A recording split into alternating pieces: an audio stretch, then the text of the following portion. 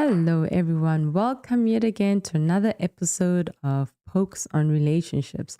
I wanted to reflect on a conversation that Esther Perel had with Shetty concerning conflict resolution, and I thought it was pretty interesting.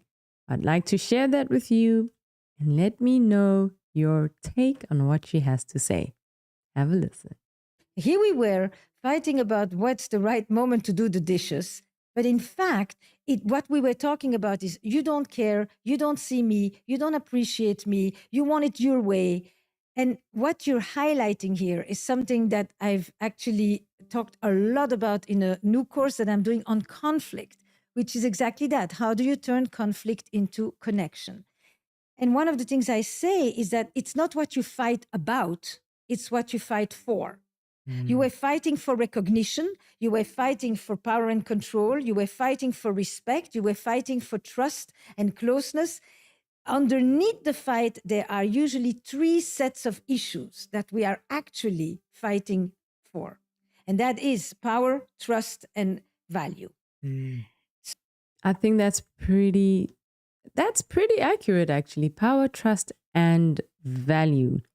So I think what I wanted to speak about and just to react to this thing is just the fact that when it comes to conflict, it's never really about the almond milk or the dishes, but that there are always just deeper layers and deeper issues regarding the conflict resolution. And I think that she encapsulates it pretty well in just power, trust, and value. And so today I'm going to be reacting to this, and I just wanted to have a little bit more of a conversation. And I have my 3 points as well that I would like to just share with you in terms of what you could do in situations where there's conflict resolution. But before that, I wanted to find out your take on what she has to say. Is it true? Have you been in a situation or not necessarily relationship, but just even a friendship where you're just trying to navigate through tough conversations? Would you really boil it down to just these 3 things that she names it? I think it's pretty interesting how she actually, just boils it down to that, because sometimes just simplifying stuff is what makes things not complicated, right? The more simple it is, the easier it is, the less complicated it is. But I'm just interested. I like what she said, because when I just think just in terms of personal reflection, it's pretty true that, I was once told to always listen to the heart behind what the person is saying. But sometimes that's pretty hard. Sometimes it's hard, especially maybe you're a person who is a stickler for words, or words mean something to you. You think that people say what they mean and they mean what they say. It doesn't always make conflict resolution pretty that easy. But she brings home a point, and I think that that's probably the best way to really start the conversation, is as opposed to what are we fighting against, what are we fighting for. Now, I know that this might be quite challenging if the person that you're with doesn't always have an efficient way of communicating what they're trying to say. But I think 3 things that I want to leave with you today, and I want to take from what she has to say. The first thing is the deeper question.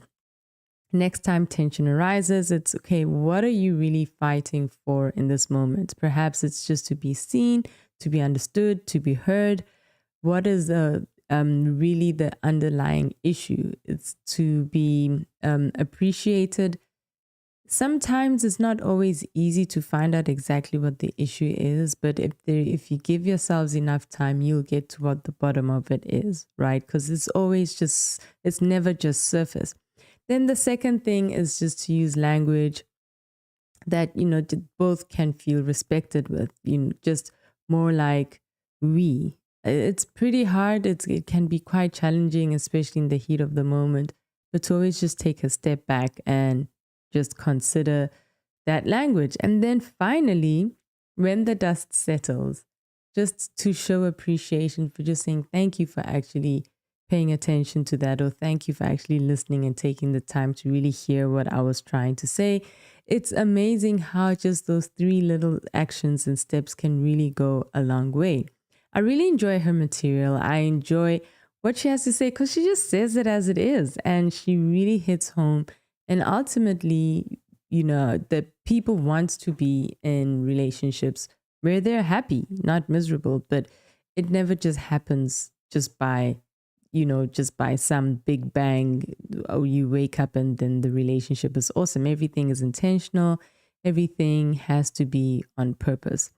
But let me know what your thoughts are. I'm going to do another reaction tomorrow again about how she just speaks about power balances in a relationship. And I'd like to hear what you have to say about that too. So comment deeper, comment in the comment below in your relationship in terms of what's the deeper thing that you're fighting for. Are you fighting to be heard? Are you fighting to be appreciated? Let me know your thoughts and we can continue to just have these discussions about just navigating the psychology of relationship together. Thank you for joining me yet again on another live. And until next time, bye bye.